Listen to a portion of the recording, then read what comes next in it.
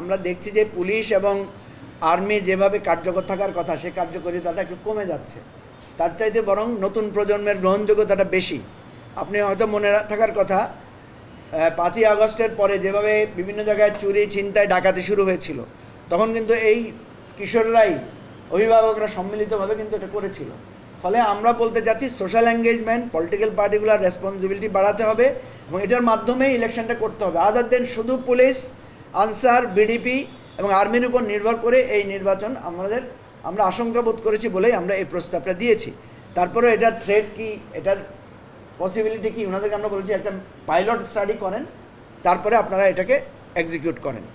সুতরাং আমরা বলবো না যে কোনো ধরনের থ্রেট অ্যানালাইসিস ছাড়াই আমাদের এই প্রস্তাবটা গ্রহণ করার জন্য, তবে ওনারা এটার মধ্যে একটা পটেনশিয়াল পেয়েছেন এবং ওনারা মনে করেছেন যে এটা একটা কার্যকর হতে পারে। আমরা দুটো কথা বলেছি। প্রথম কথা হচ্ছে যে যেহেতু ফেব্রুয়ারিতে যদি ইলেকশন হয় তাহলে এখানে বৃষ্টি বাদল বা ঝড় বৃষ্টির সম্ভাবনাটা কম, 1 নাম্বার। 2 নাম্বার হচ্ছে যেহেতু শীতকাল, আর আমরা দেখেছি যে আমাদের আর্মি বা অন্যান্য ধরনের লজিস্টিক্স আছে, তারা তাঁবু করে, টেন্ট করে বা লোকাল আমরা অনেক সময় ইভেন্ট করি বড় বড়। সুতরাং সরকারের হাত অনেক লম্বা।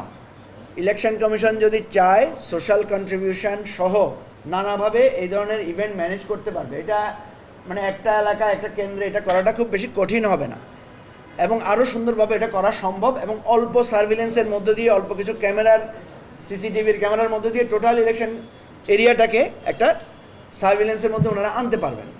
সো এটাকে আমরা মনে করি যে এটা সম্ভব। নাম্বার 2 হচ্ছে কানেক্টিভিটির ব্যাপারে।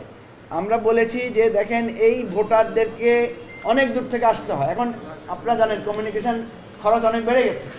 একটা লোক যদি 3 কিলোমিটার দূর থেকে আসতে হয়, তার অন্তত পকেটে 200 টাকা 500 টাকা খরচ হয়।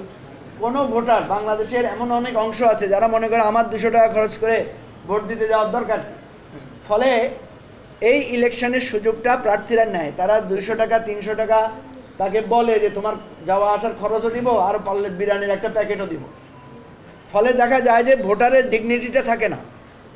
অনেকে আছে যারা এটাকে অসম্মানজনক মনে করে, ফলে সে আসেও না ভোট দিতে। তাহলে আমাদের যুক্তি ছিল এটা যে ইলেকশন করার দায়িত্ব আমাদের ইলেকশন কমিশনের, ভোটারকে আনার দায়িত্বটাও কেন আমার প্রার্থী, ভোটারকে ভোট কেন্দ্রে আনার দায়িত্ব তো ইলেকশন কমিশন।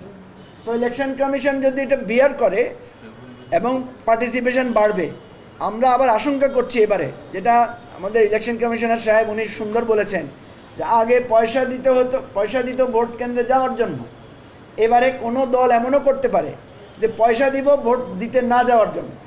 আপনারা জানেন এবারে ভোটকে নষ্ট করার জন্য নানা রকম প্ল্যান থাকবে। সো ইলেকশন কমিশনের উচিত হবে ভোটারদেরকে উদ্বুদ্ধ করার জন্য, অনেক দূর দূরান্ত আপনি আসেন, জানেন এলাকায় যাতায়াত ব্যবস্থার সমস্যা আছে, গাড়ি ঘোড়ার অসুবিধা থাকে, এই জিনিসগুলো যাতে করা যায়। আমরা মনে করি আন্তরিক হলে, সাহসী হলে এবং একটা রেভলিউশনারি চিন্তা যদি ওনাদের মধ্যে থাকে তাহলে এটা করা সম্ভব।